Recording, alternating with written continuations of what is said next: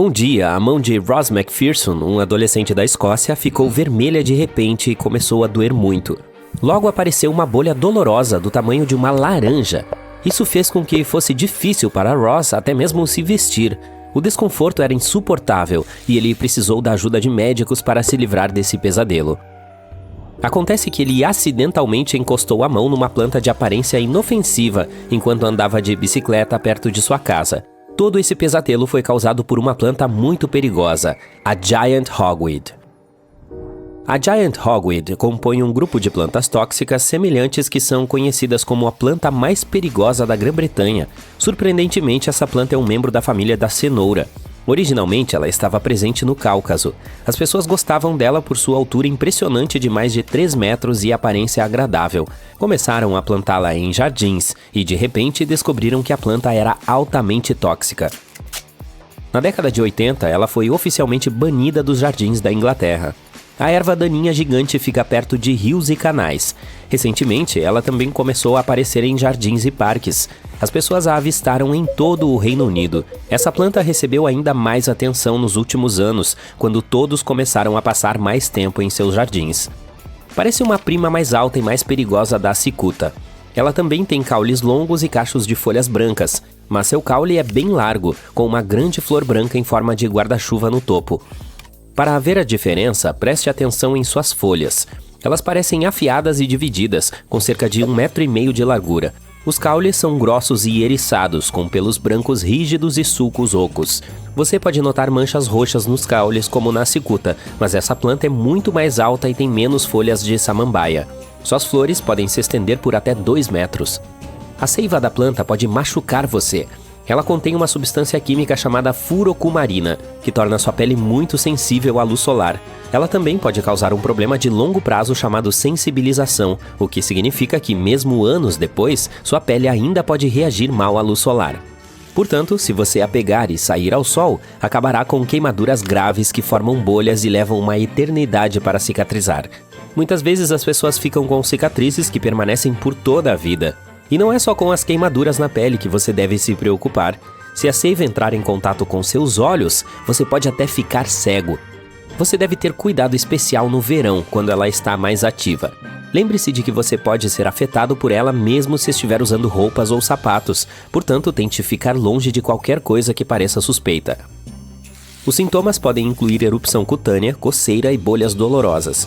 Se você perceber que se machucou acidentalmente com essa planta, vá ao médico de imediato, sobretudo se vir as bolhas. Os primeiros socorros incluem lavar a água com água e sabão e cobri-la. Há outras plantas muito tóxicas que podem estar escondidas em seu jardim ou na área local, parecendo inofensivas e bonitas. Não se deixe enganar pela beleza da dedaleira. Essa planta contém digitoxina, que é usada na medicina para estimular o coração. Todas as partes da planta dedaleira são tóxicas. Se você comer as folhas, poderá ter dor de estômago, náusea, vômito ou algo pior. Em casos graves, pode até atrapalhar sua visão e causar problemas no coração e nos rins. A erva moura é outra das plantas mais venenosas. Não a coma. Algumas de suas bagas contêm alcaloides de tropano, que podem ser fatais para uma pessoa. Essa planta é um membro da família do tomate. Ela pode ser encontrada em florestas, embora não seja tão comum como era antes.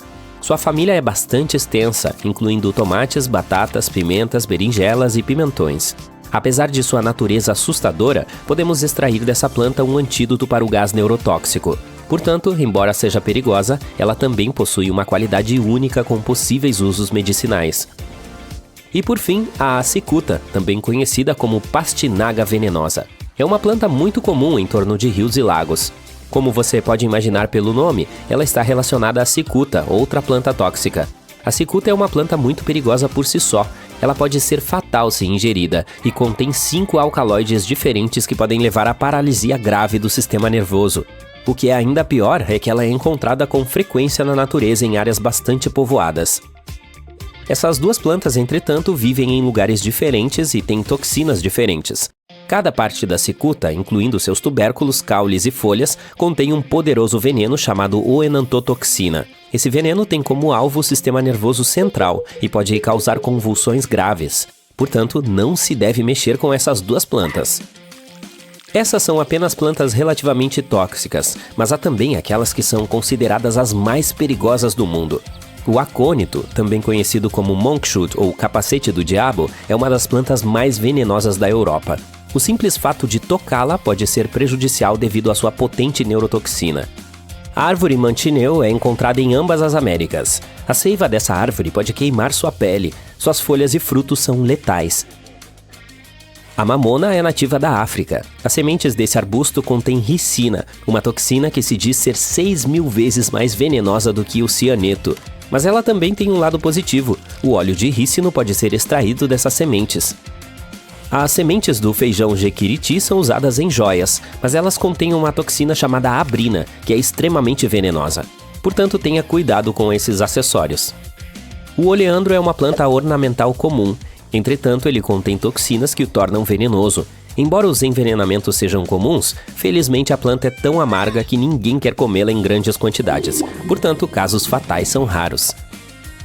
Jimpi é uma planta da Australásia, Indonésia e Malásia. A planta tem um nome engraçado, mas seus pelos urticantes causam um desconforto extremo que dura meses ou até anos.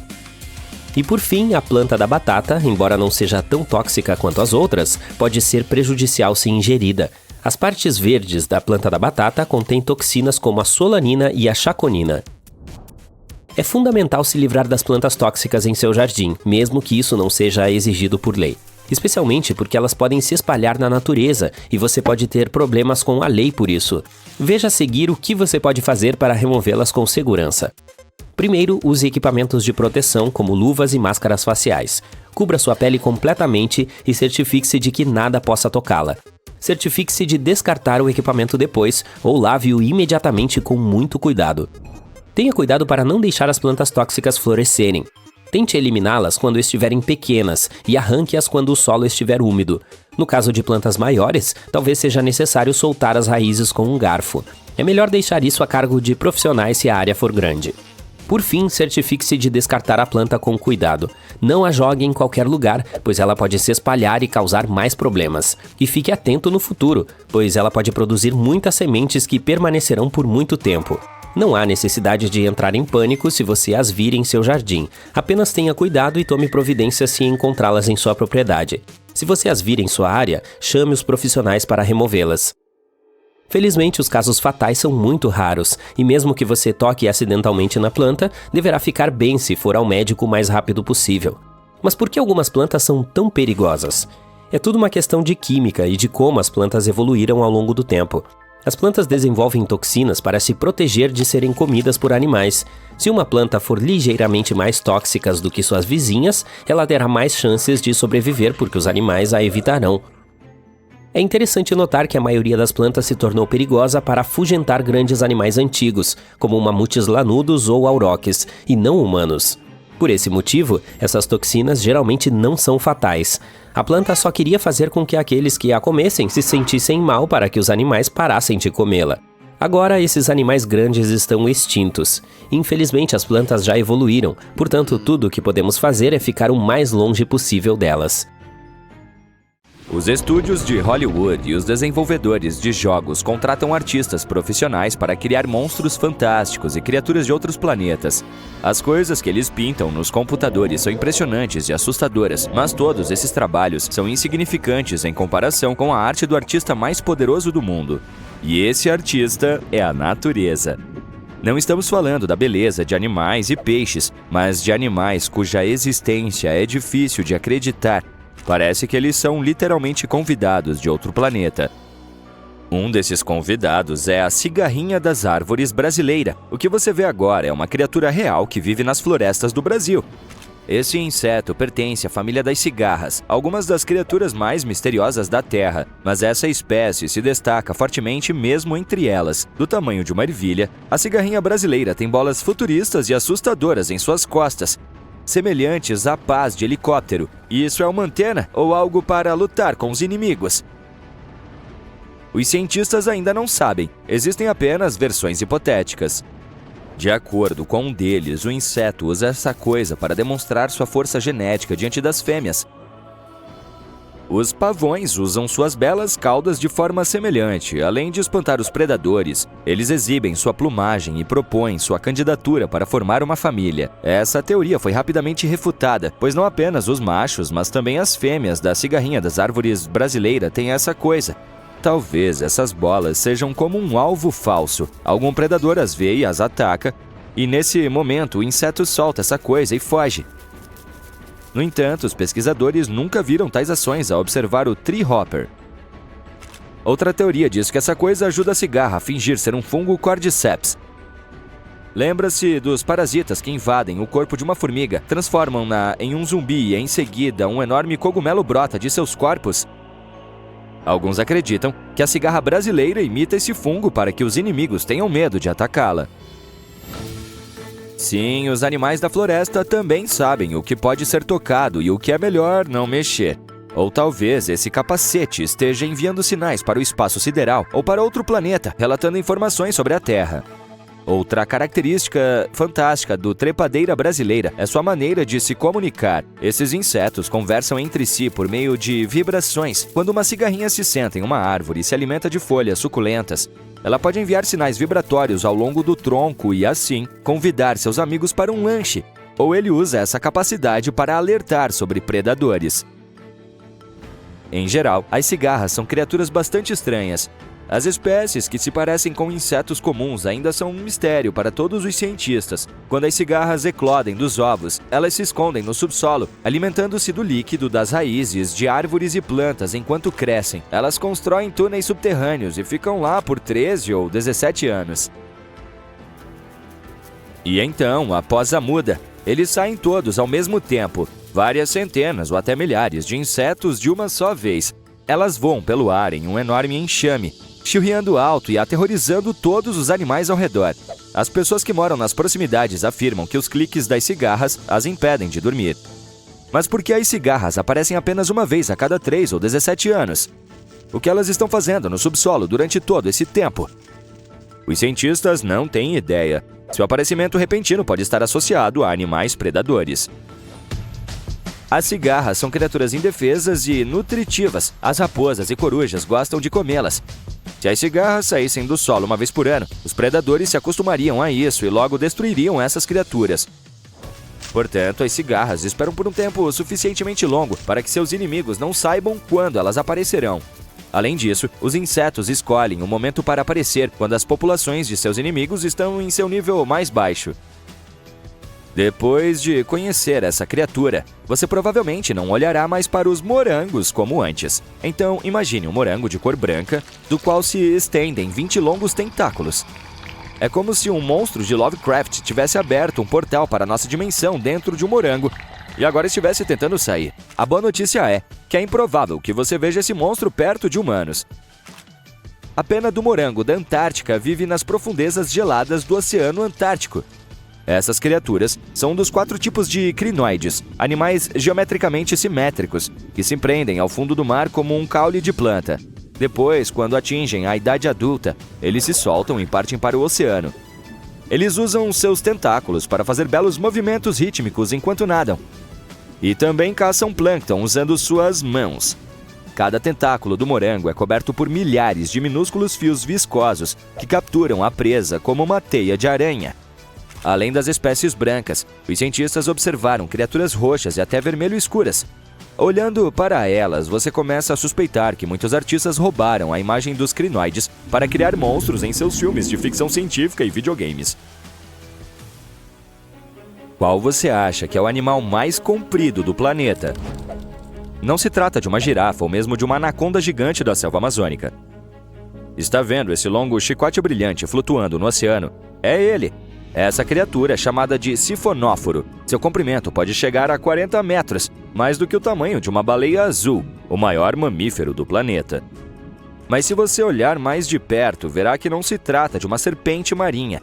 Ela se assemelha a uma longa água-viva com um corpo transparente e uma cabeça de lâmpada. Ao longo de todo o seu comprimento, fios assustadores se estendem do sifonóforo. Parece uma centopeia mutante das profundezas do mar. Em todo caso, não se aproxime. Seus pelos são venenosos. Ele os usa para combater inimigos e capturar presas. Repugnante e ao mesmo tempo encantador, como eu, o peixe carneiro usa uma gosma grossa e pegajosa para se defender dos predadores. Essa lesma é, na verdade, uma espécie de peixe sem mandíbula. Você já deve ter visto essa criatura nas redes sociais, onde as pessoas a colocam em suas mãos. Quando percebe o perigo, ela cospe um muco que se assemelha a raízes de árvores ou a um sistema nervoso. A gosma entra nos olhos e nas guelras dos inimigos e os detém enquanto o hagfish nada para longe. Esses animais também estão entre as criaturas mais antigas do planeta.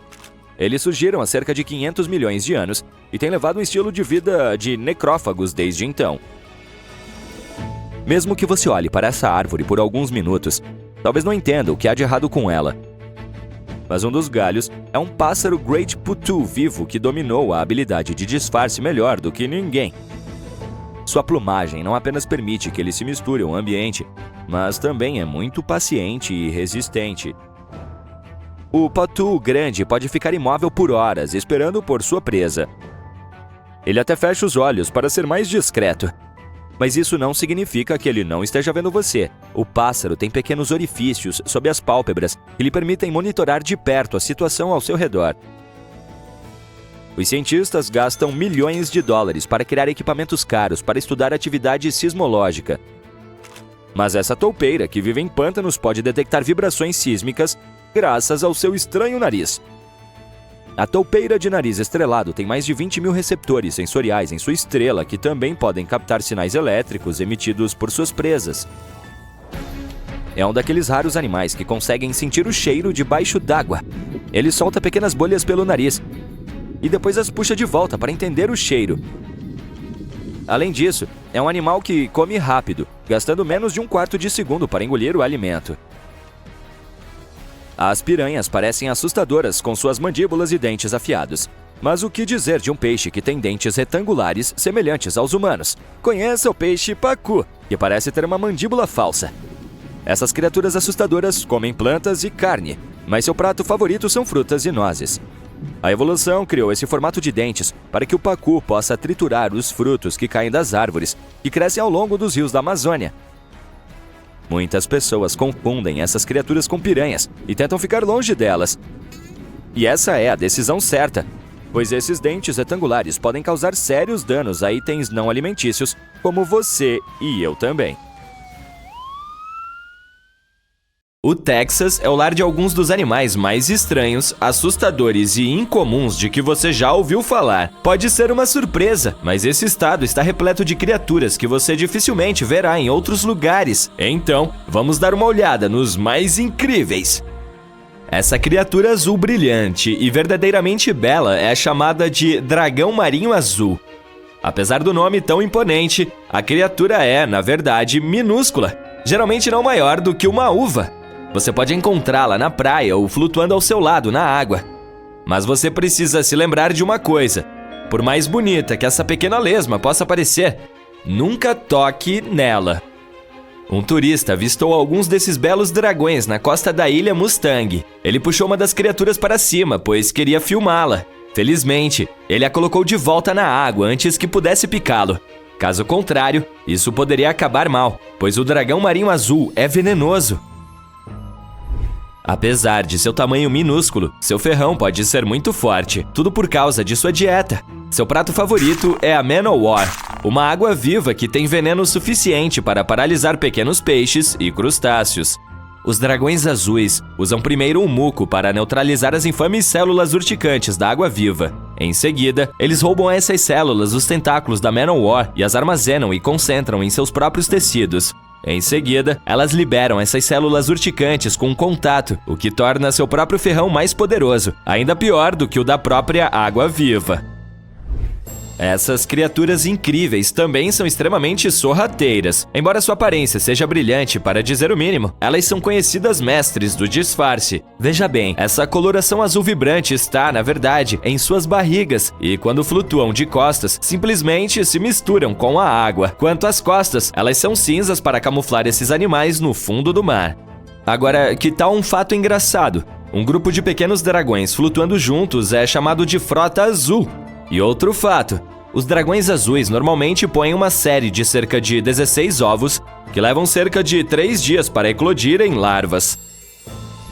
Os dragões marinhos azuis raramente chegam à costa. Eles têm corpo mole, portanto, quando os animais finalmente atravessam a zona de surf e são depositados na costa, já estão quebrados. Mesmo assim, cuidado! Mesmo nesse caso, o veneno em seus corpos não se dissipa. Mas é claro que os dragões azuis do mar não são os únicos animais incomuns que habitam o Texas. Dê uma olhada nessa criatura que é um pesadelo, venenosa, viscosa e quase imortal. Conheça a minhoca martelo. E o pior de tudo, ela pode estar à espreita no seu jardim enquanto você assiste a este vídeo. Você pode reconhecer facilmente esse verme por sua cabeça assustadora em forma de pá. Ele não se parece com nenhum outro invertebrado que você já tenha visto ou com qualquer outra criatura.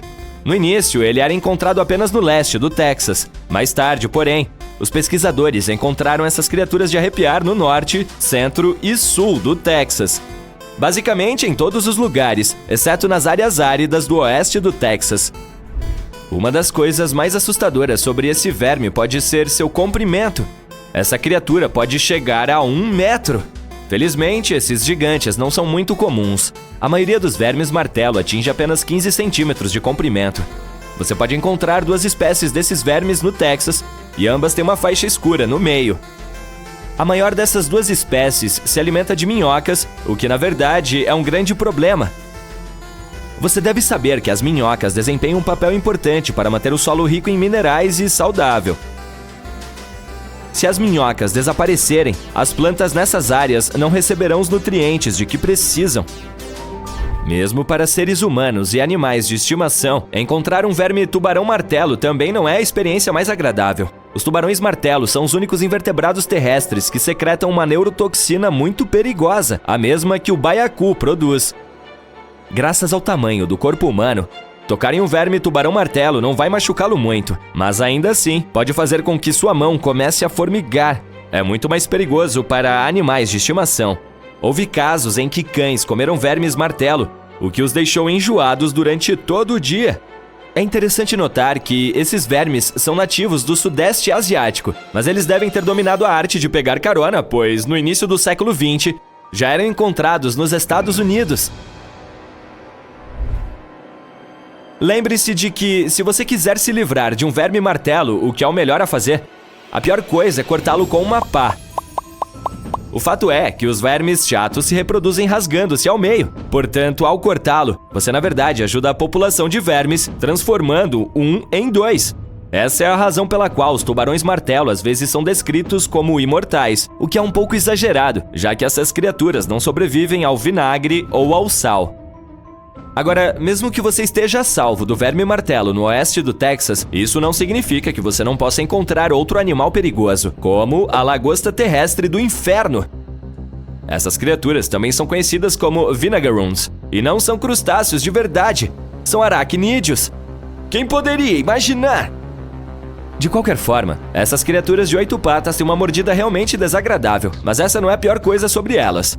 Lagostas terrestres, prepare-se, borrifam 85% de ácido parecido com vinagre de suas caudas. Na maioria das vezes, elas fazem isso para se proteger, mas ainda assim parece uma coisa desagradável de fazer, certo? Uma lagosta terrestre também pode beliscar um dedo que tenha se aproximado demais com suas pesadas partes bucais. Na base de seus abdômenes, os vinegaroons têm caudas longas em forma de chicote. É por isso que esses aracnídeos são frequentemente chamados de whip scorpions, embora não sejam parentes dos escorpiões nem tenham ferrões. As chuvas de verão atraem esses aracnídeos para fora de suas tocas em busca de alimento e amor. Felizmente, os especialistas afirmam que as lagostas terrestres não são venenosas para os seres humanos, mas é muito provável que deixem uma marca com suas grandes pinças que usam para capturar insetos.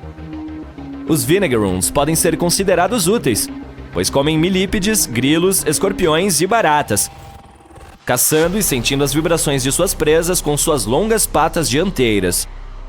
Como as lagostas terrestres preferem sair depois de escurecer, é pouco provável que você as veja à luz do dia.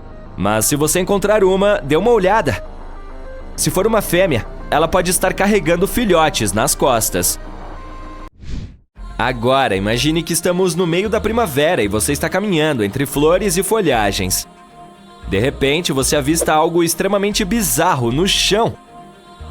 O animal parece bonito, fofo e macio. O desejo de tocá-lo é irresistível. Cuidado! A picada da lagarta peluda pode ser muito forte. Essa lagarta é chamada de lagarta mariposa ou asp.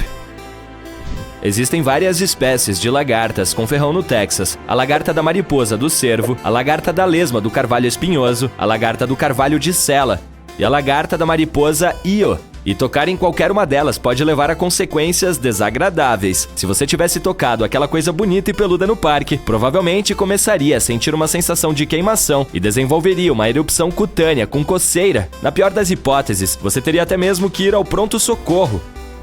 O principal problema é que as pessoas reagem de forma muito diferente às toxinas das lagartas. Algumas podem desenvolver reações mais graves do que outras.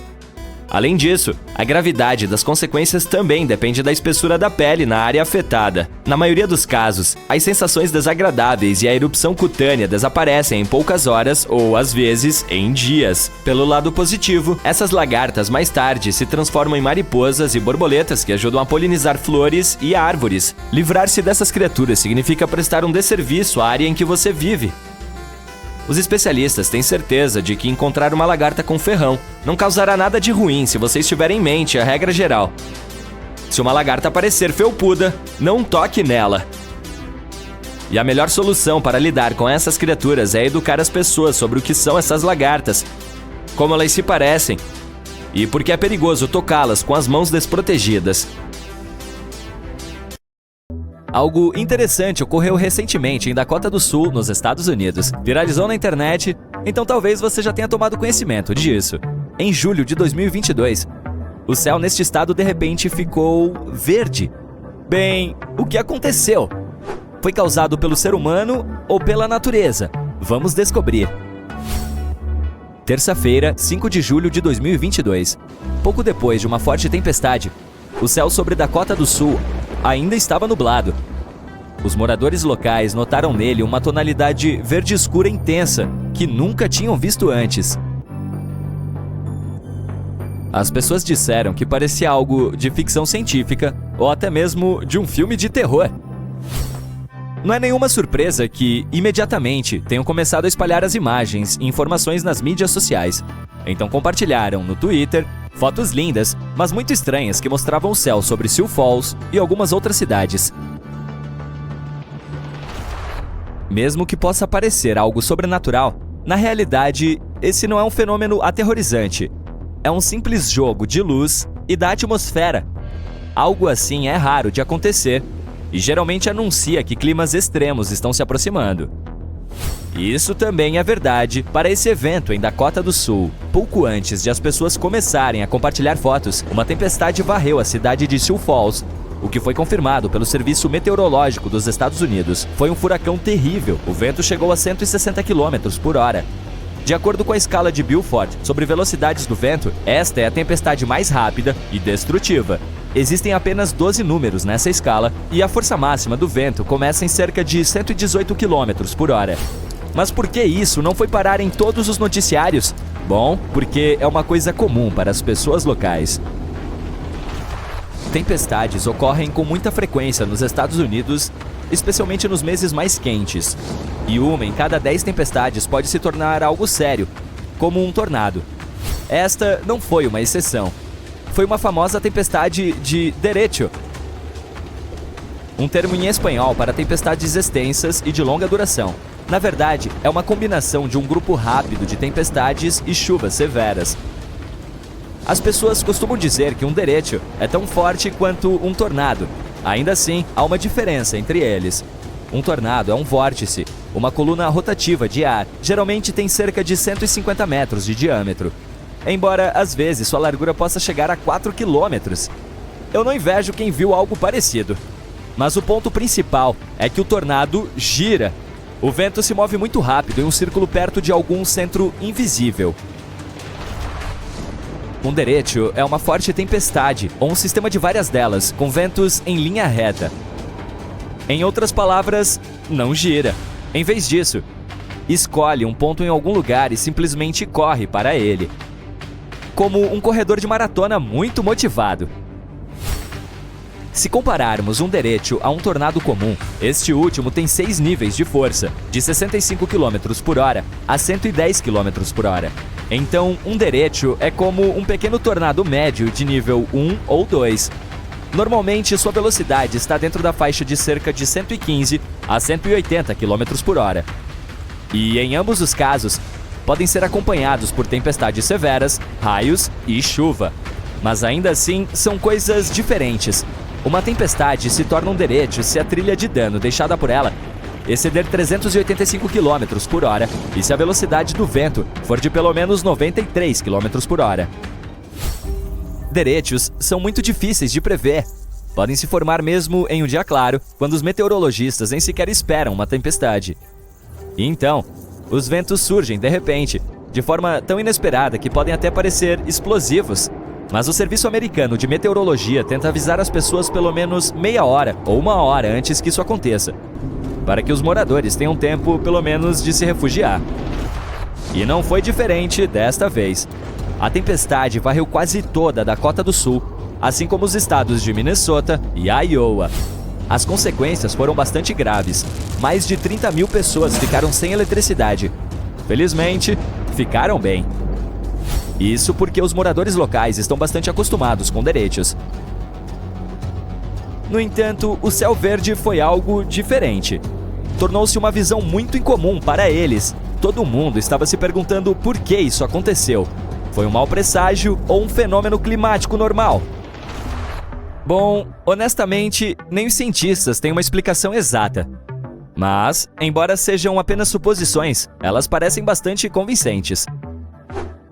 Um céu verde é um fenômeno muito raro. A maioria dos especialistas acredita que isso acontece quando uma poderosa tempestade se aproxima do local antes do pôr ou do nascer do sol. Então o céu fica verde. Bill Cairns, meteorologista da NBC, que já viu um evento semelhante, sugere que a cor apareceu devido a um enorme volume de chuva de granizo antes da tempestade. Primeiro, vamos falar sobre por que o céu parece azul, ou qualquer outro tom, dependendo da sua vontade. Em suma, o Sol carrega simultaneamente todos os raios do espectro de cores. Pode parecer branco para nós, mas na verdade tem todas as cores ao mesmo tempo. No entanto, todas essas ondas de cor têm comprimentos diferentes. Por exemplo, os raios azuis são mais curtos do que os outros.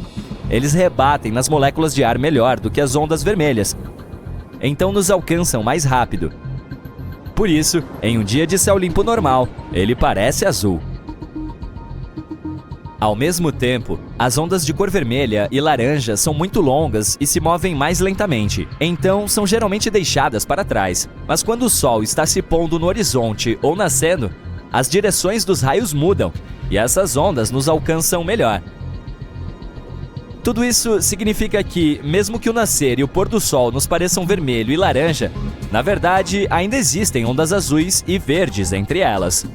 Então, devem rebater em algo para nos alcançar mais rápido e se tornar mais fortes do que os raios vermelhos. Você já entendeu meu ponto? É aqui que a água entra no jogo. As nuvens são compostas de gotículas dela. Quando se tornam grandes o suficiente, mas ainda não caem, por exemplo, devido a ventos fortes, afetam o comportamento da luz no céu. Tempestades grandes e fortes consistem principalmente em granizo e água, que reflete os raios azuis e verdes. Essa é exatamente a razão pela qual a água em rios e lagos parece verde-azulada para nós, embora, na realidade, seja transparente. E sim, as algas também importam. Então, há alguns fatores-chave pelos quais o céu pode ficar verde. Primeiro, o sol deve estar no nível do horizonte. Além disso, enquanto as nuvens de tempestade estão se aproximando, não devem cobrir o céu completamente. Ainda é necessário um pouco de espaço para os raios de sol, enquanto os azuis, que mal são perceptíveis, rebatem nas nuvens de tempestade. Eles são repelidos por gotículas de água e granizo. Misturando-se com o pôr do sol vermelho, se transformam em uma luz verde brilhante. E essa luz verde se espalha por todo o céu. É por isso que, na maioria desses casos, quando ele fica verde, as pessoas só podem perceber ao anoitecer. Sim, isso também pode acontecer no meio do dia. Mas como as condições já são bastante específicas, Ver algo assim durante esse período é ainda mais raro. Ainda assim, se você vir um céu verde, não precisa entrar em pânico. Não significa necessariamente que uma terrível tempestade esteja se aproximando. As chances são altas, mas ainda assim não é uma regra. Pode ser apenas uma chuva forte ou uma de granizo. Em outras palavras, se você vir um céu verde, é melhor se proteger e esconder seu carro. No entanto, se tiver a sorte de observar um céu deslumbrante do conforto de sua própria casa, é muito emocionante. Visualizar algo assim deve ser uma experiência muito especial. Algumas pessoas disseram que foi a coisa mais incrível que já tinham visto. Você já se perguntou por que os pássaros tendem a voar em círculos? É por causa das térmicas. Térmica é como uma grande bolha de ar quente que se eleva a partir do solo. Você já empinou pipa em um dia de muito vento e a observou subir e descer? Imagine se o vento fosse quente em vez de frio, e em vez de uma pipa, você fosse um pássaro ou um planador. Pois é, esse vento quente seria uma térmica. As térmicas ocorrem quando o sol aquece a terra, e o ar próximo ao solo fica quente e começa a subir. Isso cria uma coluna de ar ascendente que pode ser usada por pássaros e planadores para subir ao céu. Da mesma forma que você pode usar o vento para empinar uma pipa, os pássaros podem usar as térmicas para voar sem bater muito as asas. Eles podem circular dentro da térmica e subir cada vez mais alto sem gastar muita energia. Os pássaros que tendem a usar esse modo de voar em círculos são as grandes aves de rapina, como falcões, abutres e águias. Quando elas voam em círculos no céu, parece que estão apenas pairando no ar, mas não, é tudo uma questão de térmicas novamente. Isso as ajuda porque, à medida que sobem mais alto sem se cansar, elas podem procurar alimentos com mais facilidade ou ficar atentas a predadores em uma boa posição no céu. As térmicas também são importantes para alguns outros animais voadores, como os insetos. Podemos ver muitos pássaros voando em círculos juntos. O fato de ficarem juntos os ajuda a economizar ainda mais energia. Alguns pássaros, como gansos e patos, tendem a voar em uma formação em V para economizar força. O interessante é que todas as aves do bando se revezam na liderança do V. À medida que voam, as aves da frente se cansam, recuam e outras aves assumem a liderança. Dessa forma, todos os pássaros têm a chance de descansar e economizar energia. As térmicas também podem criar tempestades poderosas, como as trovoadas. E às vezes, quando vemos pássaros voando em círculos ou em forma de V, é porque pressentiram que uma tempestade está chegando. Isso acontece porque o mau tempo vem acompanhado de baixa pressão. Os sistemas de baixa pressão são áreas na atmosfera em que a pressão do ar é mais baixa do que nas áreas ao redor. Essa queda de pressão pode fazer com que o ar se mova e crie vento. Se houver umidade suficiente no ar, a baixa pressão pode até causar tempestades, chuvas fortes e também furacões. As aves migratórias costumam usar seus sentidos aguçados de audição e visão para detectar mudanças nas condições climáticas. Quando uma tempestade se aproxima, pode haver mudanças na pressão do ar, na velocidade do vento e na temperatura, o que pode afetar seu comportamento.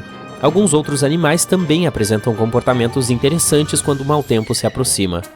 Vacas e outros animais podem se amontoar em grupos para se aquecerem e se protegerem durante uma tempestade.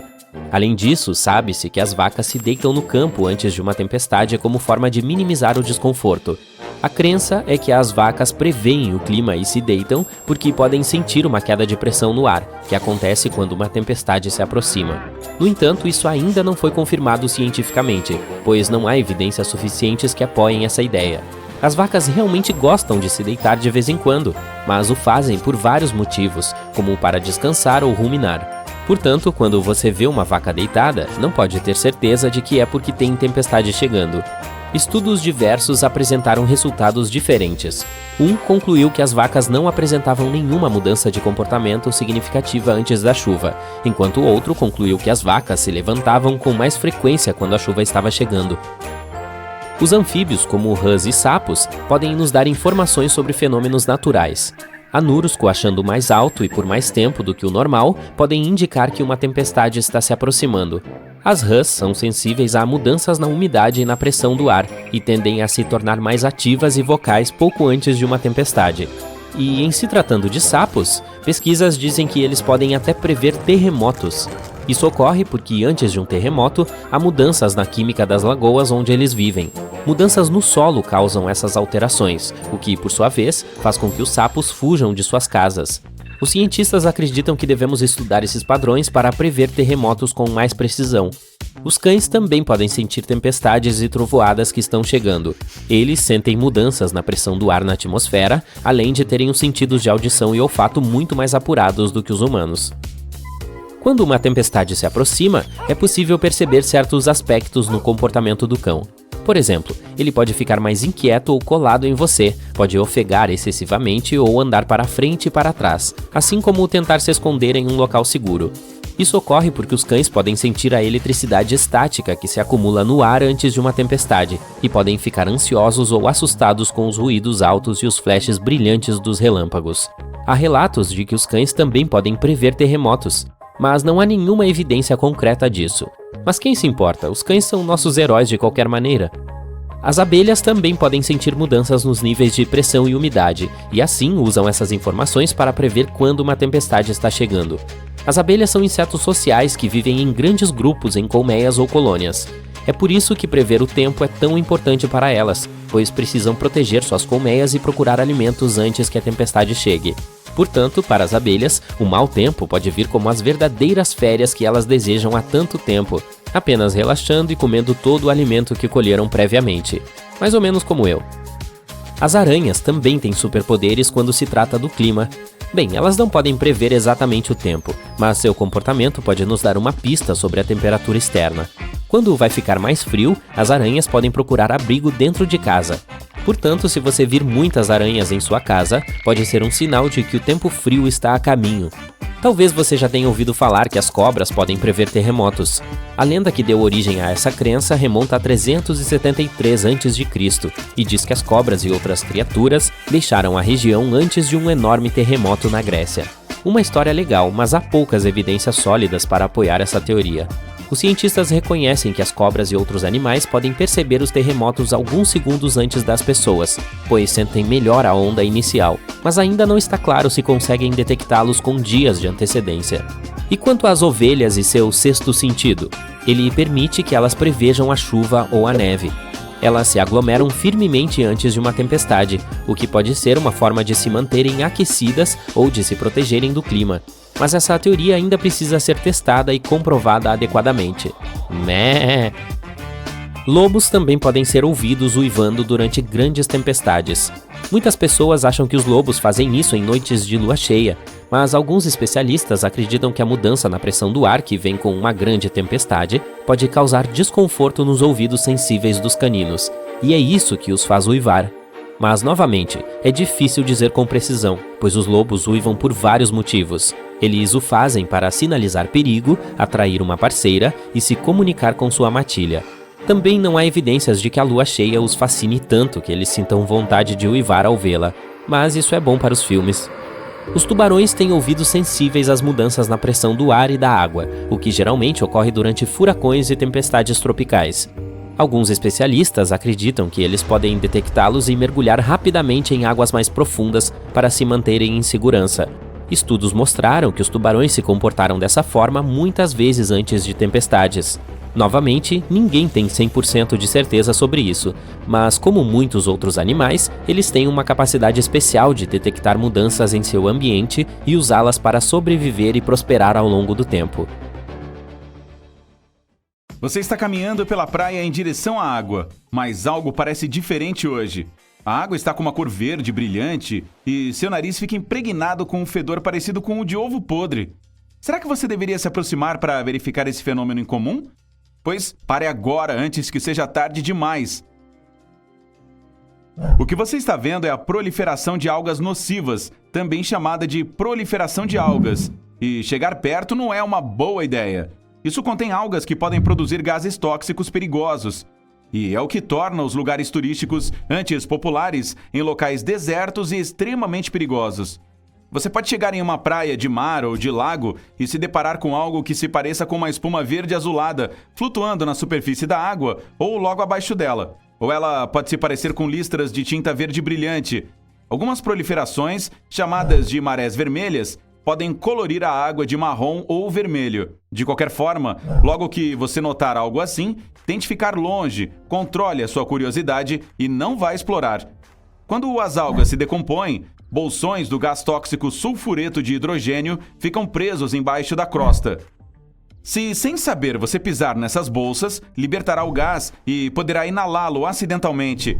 Nem preciso dizer que isso provavelmente terá um final trágico. Em algumas praias, escavadeiras empilham as algas em caminhões basculantes e as levam para centros especiais. Lá, os trabalhadores as secam e as descartam, mas às vezes esses centros precisam ser temporariamente fechados. As algas misturadas com areia e lama cheiram tão mal que a população local não consegue dormir à noite por causa do fedor. Existem 3 tipos de algas perigosas que podem se agrupar em proliferações prejudiciais: cianobactérias, dinoflagelados e diatomáceas. Todas são feitas de minúsculas formas de vida flutuantes que usam a luz do sol para criar seu próprio alimento. A proliferação das algas verde-azuladas é causada por cianobactérias e produzem toxinas perigosas que destroem o tecido nervoso. A situação corre o risco de ficar tão grave que pode acontecer de as estações de tratamento de água não conseguirem se livrar da toxina. Então, a população local é orientada a não usar água da torneira. Os dinoflagelados e uma espécie de diatomácea são responsáveis pela formação das marés vermelhas e ocorrem principalmente nas baías oceânicas. Para a proliferação de algas vermelhas, a água deve ser quente, salgada e rica em nutrientes. Essas multiplicações liberam uma grande quantidade de toxinas diferentes. No Texas, nos Estados Unidos, as marés vermelhas aconteciam uma vez a cada década. Agora, ocorrem a cada 3 anos. Na Flórida, a proliferação de algas vermelhas tornou-se anual. Diatomáceas longas e finas também podem produzir substâncias tóxicas prejudiciais às pessoas. E pior, se algumas espécies de crustáceos comerem muito desse plâncton, também se tornam tóxicas. É por isso que cozinhá-las para o jantar pode virar um desastre. Essa é uma das razões pelas quais as águas marinhas são monitoradas. Se os níveis de toxina ficam muito altos, as praias são fechadas para a retirada dos mariscos. A proliferação das algas nocivas pode durar de vários dias a alguns meses. Elas eliminam o oxigênio da água, fazendo com que a vida marinha desapareça. Mas fica ainda pior quando os micróbios começam a decompor as algas no final. Isso consome ainda mais oxigênio no processo, e nenhum peixe consegue sobreviver. A consequência são grandes áreas de água quase totalmente desprovidas de oxigênio e de qualquer tipo de vida vegetal ou animal. A proliferação de algas nocivas aparece nas regiões com muitos nutrientes na água, e o mais comum desses nutrientes vem da agricultura e de outras indústrias. Além disso, as monções de inverno ficaram mais quentes e agora carregam mais umidade. Isso permite que as algas se juntem em grandes grupos. Alguns deles ficam tão grandes que os grossos redemoinhos verdes podem ser vistos do espaço. Porém, nem todas as proliferações de algas são prejudiciais. Algumas apenas dão um gosto horrível, mudam a cor ou produzem cheiros repugnantes na água. Infelizmente, você não conseguirá distinguir as tóxicas dos tipos totalmente inofensivos apenas pela aparência. As algas não são os únicos organismos que parecem enganosamente inofensivos. Aqui estão outros habitantes marinhos nos quais você nunca deve tocar. A medusa de Irukandji, encontrada na Austrália, parece pequena e totalmente inofensiva, mas as aparências enganam, e essa pequenina do tamanho de uma unha humana é altamente letal. Durante a temporada do ferrão, que vai de novembro a maio, centenas de praias são fechadas por causa dessa criatura minúscula. O que a torna particularmente perigosa é seu tamanho tão diminuto. Você simplesmente não consegue ver uma enquanto nada. Opa! O polvo de anéis azuis não parece apenas inofensivo. Ele é incrivelmente lindo. Mas não se deixe enganar pela aparência. Nada de perturbar esse animal relativamente pequeno, de 20 centímetros de comprimento. Ele carrega veneno suficiente para abater 26 adultos em poucos minutos. E uma vez que se sente ameaçado... Bem, você provavelmente consegue adivinhar o resultado. Ao mesmo tempo, quando sozinho, o polvo é absolutamente dócil. A terrível cubozoa, que tem esse nome pelo seu formato cúbico, vive nos oceanos Índico e Pacífico. Fique longe dessa criatura com um sino quadrado e longos tentáculos pendentes. E mesmo que você veja apenas um único tentáculo, sem a água viva presa a ele, não se aproxime ou toque. A cubozoa pode atingir até 3 metros, e cada um de seus tentáculos tem cerca de 500 mil arpões microscópicos para injetar veneno. Ao contrário das outras águas vivas, as cubozoas são caçadoras. Elas podem se agarrar a você, envolvendo os tentáculos delgados em torno de um membro ou do seu corpo. Considerando o quão perigoso é o veneno, não será uma experiência nem um pouco agradável. A coroa de espinhos tem esse nome por causa dos espinhos venenosos que cobrem todo o seu corpo. A segunda maior estrela do mar do mundo pode atingir até 51 centímetros de diâmetro. Ela se alimenta de corais e come de montão. Uma estrela do mar faminta pode acabar sozinha com mais de 30 metros quadrados de corais em um ano. Essa criatura também tende a ter muitos bebês. Produz mais de 500 milhões de ovos por vez. De fato, é uma exagerada. A relativamente pequena arraia uji-manchas azuis vive principalmente nos oceanos tropicais Índico e Pacífico Ocidental, perto dos recifes de coral.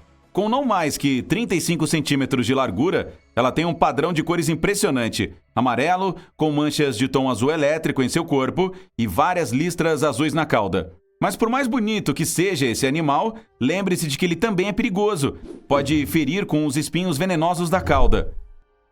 Você pode encontrar o peixe-leão no Oceano Pacífico Sul e no Mar do Caribe.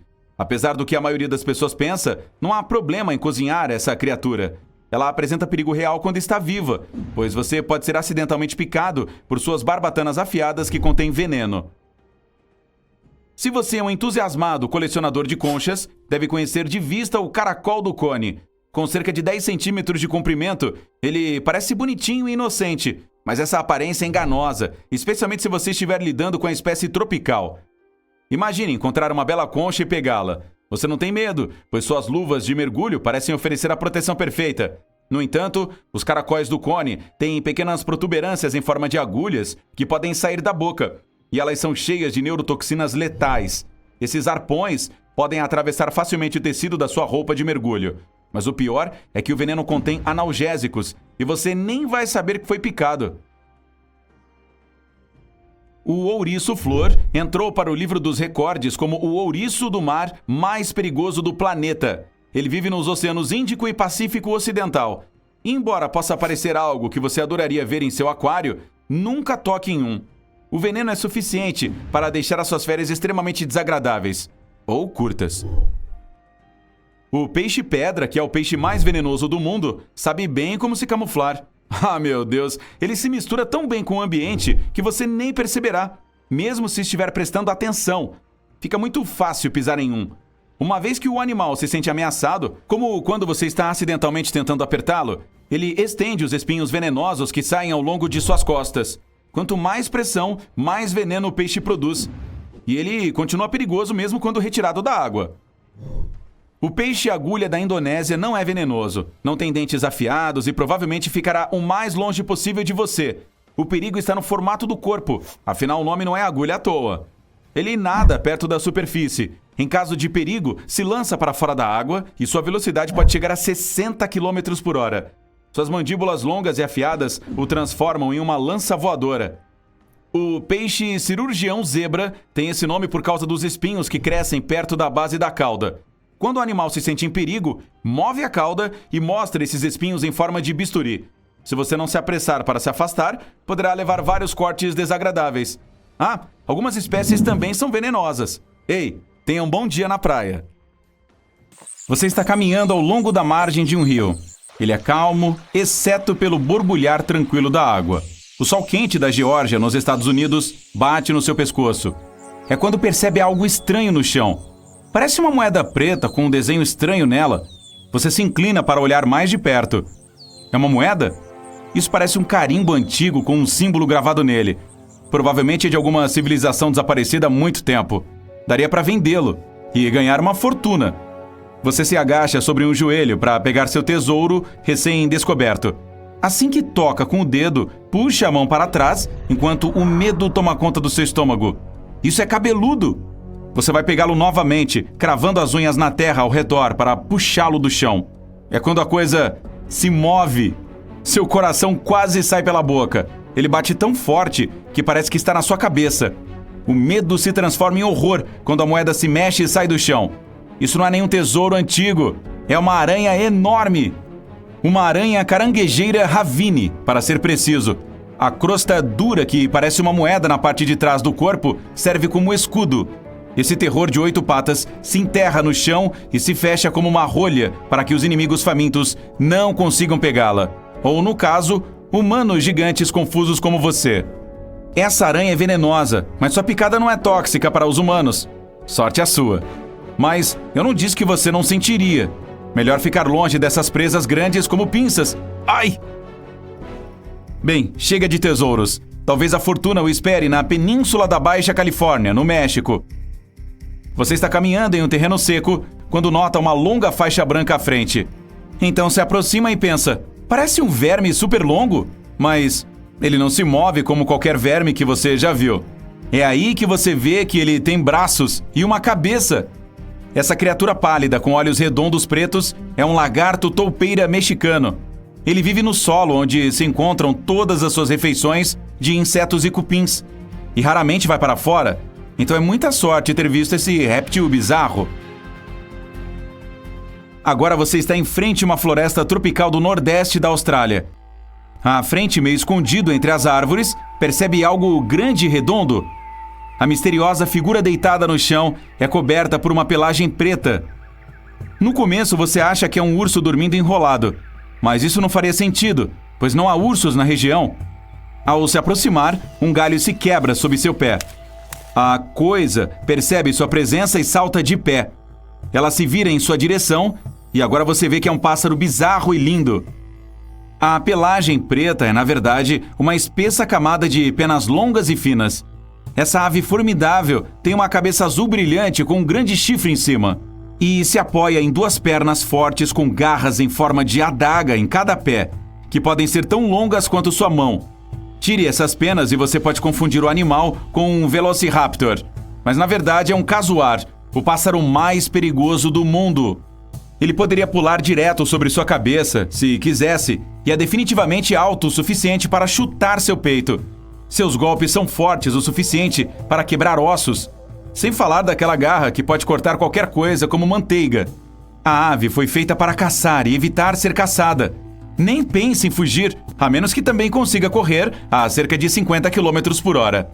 Mergulhar naquele lago também não o salvará. O casuar é um excelente nadador. Melhor recuar devagar e esperar que ele não vá atrás de você. Outra criatura que prova que é melhor manter distância é a formiga panda. O nome já diz tudo. É preta e branca e peluda, como o amado urso comedor de bambu. Esse pequeno inseto peludo vive nas florestas do Chile. Mas não vá acariciar essa formiguinha fofa. O que você está vendo não é uma formiga, é uma espécie de vespa. A coloração preta e branca tem um propósito: avisar os outros sobre o ferrão poderoso. E se isso não os fizer recuar, a vespa soltará um som agudo. Parece fofo para nós, humanos, mas significa que uma picada dolorosa está a caminho. Esses insetos são solitários, não vivem em colônias e não têm ninhos. Também são parasitas. Uma formiga panda fêmea põe ovos ao lado das larvas de outro inseto. Então os filhotes que nascem usam essas larvas como alimento. Certamente já viu insetos que se parecem com folhas e galhos. Mas e uma criatura que tem a aparência de uma bela orquídea? É possível encontrar essa flor perfumada na floresta ou em um campo verde, entre outras plantas. Mas certifique-se de que é uma flor mesmo, o que você está se inclinando para cheirar. Se não for, corre o risco de ser mordido por um louva-a-Deus. O louva-a-Deus orquídea é quase impossível de distinguir entre as flores. A coloração é branca e rosa, com as patas e garras idênticas a pequenas pétalas. Ele usa sua semelhança com a planta para se esconder de predadores e caçar insetos que amam essas flores. Uma borboleta ou abelha voa até a flor quando uma das pétalas começa a se mover. A refeição desavisada pode achar que é somente o vento, mas então a pétala se transforma em uma garra afiada que de repente agarra o inseto. Agora imagine que está na selva da Costa Rica. Então percebe uma cobra marrom em um galho de árvore na frente do seu rosto. A serpente parece que está prestes a atacar. Você quer fugir o mais rápido possível, mas observe que o animal é estranhamente curto e não o ataca. Você espera, mas a cobra continua olhando em sua direção. Ela nem mesmo sibila. Para sua sorte, nunca picará, pois não é uma cobra, mas uma lagarta. A lagarta da mariposa elefante pode mudar a forma de seu corpo para se parecer com uma serpente ameaçadora. Isso assusta facilmente qualquer inimigo faminto. A coloração e o padrão da pele imitam as escamas e os olhos de uma cobra. Esse inseto também sabe se mover como réptil. Temos um mestre do disfarce aqui. Vamos sair da selva escaldante e seguir para a Europa Central. Você está no meio de um campo verde ensolarado. Flores coloridas desabrocham, pássaros cantam e abelhas passam zumbindo. Entre elas, algumas não são o que parecem. Você dificilmente será capaz de distinguir as impostoras, mas se olhar bem de perto, verá a mosca Bombilidea se movendo pelo ar. Ela parece uma abelha, mas é a maior inimiga dela. A mosca Bombilidea entra nos ninhos das abelhas e põe ovos lá. As larvas eclodem e se alimentam das abelhas e do néctar das flores. A coloração amarela e preta permite que a intrusa passe despercebida o tempo todo. A camuflagem também mantém os inimigos afastados. Ninguém tocaria nessa mosca pensando que poderia levar uma picada de abelha. O próximo ponto na sua jornada é a floresta tropical no sul da Tailândia. Agora seja extremamente cuidadoso e cuidado onde pisa. Não porque o próximo animal é venenoso ou pica, mas pelo fato de que você pode pisar nele acidentalmente. As folhas das árvores caíram e ficaram com uma tonalidade marrom acinzentada. Entre elas, é difícil distinguir a rã de chifre de nariz comprido. A forma do corpo, a coloração e especialmente as protuberâncias pontudas que saem acima dos olhos permitem que esse anfíbio se esconda perfeitamente entre as folhas caídas. Ele pode ficar sentado por horas em um lugar esperando que sua próxima refeição chegue perto o suficiente para devorá-la. Agora você está em um jardim e vê uma bela flor brilhante e um pequeno pássaro pairando perto dela. A ave bate as asas tão rapidamente que mal dá para vê-las. E aquele bico comprido em forma de agulha faz você deduzir imediatamente que está vendo um beija-flor. Mas assim que se aproxima, percebe que não é um pássaro, mas um inseto. Felizmente, a mariposa esfinge colibri não é venenosa e não pica. É apenas uma criaturinha adorável que decora o jardim com sua presença. Muitas pessoas até cultivam plantas ricas em néctar para atrair essas mariposas. Ei, tá aí uma ideia.